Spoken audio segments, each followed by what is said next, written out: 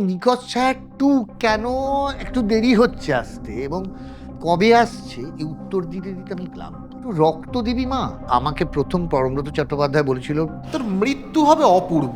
আমার মনে হচ্ছিল যে এই কথা বলাটা একটু চাপের হবে লোকটার সঙ্গে। লোকনাথ না সামাও নিয়ন্ত্রণ করে আমাকেও। আমি এই সাবজেক্টটা নিয়ে খুব ইন্টারেস্টেড। যেখানে ধরো রক্তদান করছি ওখানে সে একটা কাটা কলা গাছের মধ্যে পেছনে দাঁড়ান করে পড়ে যায়।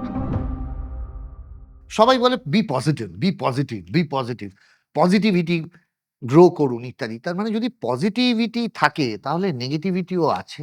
আছে তো অফকোর্স নেগেটিভিটি আছে তো। মানে নেগেটিভিটিকে না অস্বীকার করার কোনো উপায় নেই দাদা। মানে অন্ধকারকে ডার্কনেসকে অস্বীকার করার উপায় নেই। আমরা প্রত্যেকে ডার্কনেসের মধ্যেও যেমন আছি, সেই ডার্কনেসের মধ্যে থেকে আলো খুঁজে বের করার গল্পটাই নিকষ ছায়া। তো লোকনাথেরও একটা মোটিভ আছে, লোকনাথ কিছু একটা খুঁজছে যেটা লোকনাথের জীবনের আলো। তো লোকনাথের জীবনের পেছনটা তো ভীষণ অন্ধকার। মানে মানুষ তাকে সিচুয়েশনালি অন্ধকার তৈরি করে রেখেছে। লোকনাথ সেটা ছাড়িয়ে কিন্তু আলোর দিকেই এগোতে চাইছে। আমি যখন প্রেত চালনা করেছিল, আমি বলছি যেন আমি প্রেত চালনা করছি না, মানে লোকনাথ যখন প্রেত চালনা করেছে, যখন সে জেলের মধ্যে রয়েছে তখনও প্রেত চালনা করেছে, একজন এসে খুলে দিয়েছে।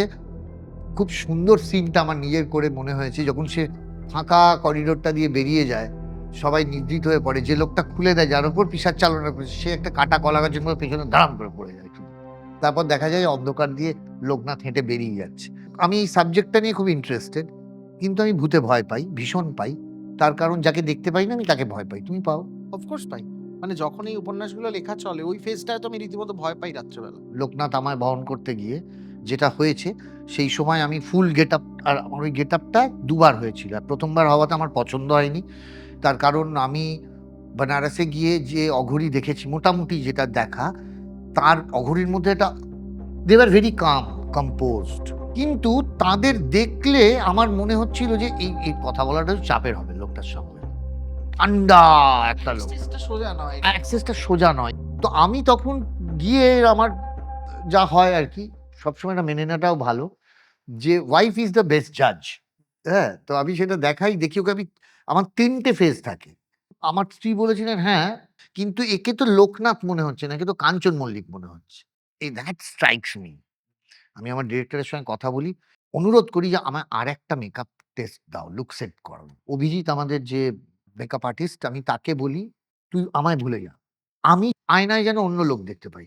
তো আমি চোখ বন্ধ করে বসে আছি। there is আমার এই মেকআপটা করতে ১.৫ ঘন্টা সময় লাগতো। কারণ ১ম এ একটা ল্যাটেক্স পড়তো, যাতে আমার এইগুলো wrinkles হতো। তারপরে আবার একটা ল্যাটেক্স পড়তো, যেখানে জল ফোস্কা মতোগুলো হতো আরকি। মানে যেটা আমি ভেবেছিলাম তার শরীরের ওপর কোনো ইয়ে নেই। ও বুঝে গেছে এই শরীরটা জাস্ট খাঁচা, এটাকে আমি ক্যারি করছি। তো ওইটা করার পর পুরো ওই বিভূতি, তারপরে আমার ফুল গাটা ব্লাক করা হতো, মানে ডার্ক করে দেওয়া হতো কৌপিন বাদে। আর ওটা অ্যাম্বার পাউডার করে তারপর ভস্মটা মাখতাম আমি গায়ে। এবং ভস্মটা উইগ পরার পর মাখতাম যাতে চুলে এবং দাড়ি গোঁফে থাকে। ওইটা করে যখন আমি সামনে এরমভাবে বসতাম, আমি একটু বেশি বকবক করি ভাই। আমি একটু শুটিং এ গেলে একটু এরম টকেটিভ। কি হতো আমি জানি না, আমার না বডি ভারী হয়ে যেত। আমার ভাল লাগতো না। মানে আমি না ঠান্ডা হয়ে যেতাম। মানে তখন যদি তুমি কাঞ্চনদার চা খাবে না তো? হ্যাঁ? এইটা আমার হতো। আর কি হতো, আমি যখন ওই বসতাম, আমি জানি যে ধুনো যদি আগুনে ছোড়ো একটা ফক করে ওঠে। আমি ওইটা করতাম, বা যেখানে ধরো রক্তদান করছি ওখানে সেগুলো যখন করতাম, আর যখন মেকআপটা তুলতাম, আমি বাড়ি ফিরে বুঝতে পারতাম আমি কোনদিন আমি চরিত্র বাড়িতে ক্যারি করি না। গ্রিন রুম আর বেডরুম দুটো আলাদা হয়। আমার কাছে তাই মনে হয়। লোকনাথ আমার পেছনে তাড়া করছিল। আমি খুব পার্সোনালি একদিন মনে বলেছিলাম, প্লিজ আমার বাড়ি যাবেন না। আমি আপনাকে আর ক্যারি করতে বলব না।" লোকনাথ না সামাও নিয়ন্ত্রণ করে আমাকেও। হ্যাঁ, লোকনাথ নিয়ন্ত্রণ করে।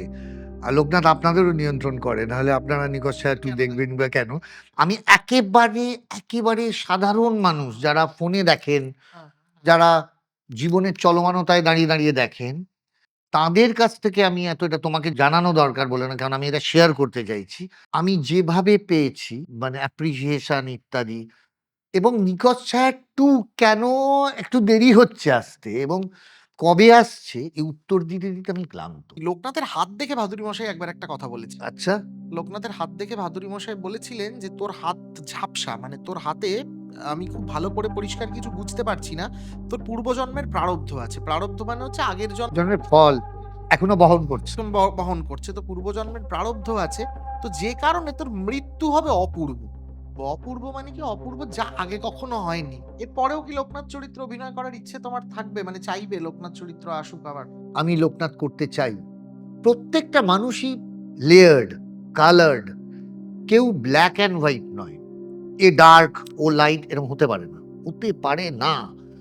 আমি লোকনাথ ১ম টাতে করতে, করতে আমার সেই উপলব্ধিটা হয়েছিল। এই নিয়ে আমার সঙ্গে আগের সিরিজের ডিরেক্টর পরমব্রত চট্টোপাধ্যায়ের দীর্ঘ কথা হয়। আমি বলি যে, "না, এর লোকটা একেবারে দাগিয়ে দেওয়া ডার্ক নয়। হ্যাঁ, এ হয়তো পিশাচ সাধনা করছেন, নিশির তুমি ভাবো লোকটা ভালোবাসার জন্য। হ্যাঁ, আমি গুরুকে একবার সামনাসামনি দেখতে চাই। বলেছিল আর মুখ দেখব না। এমন করব তোমায় আসতে হবে।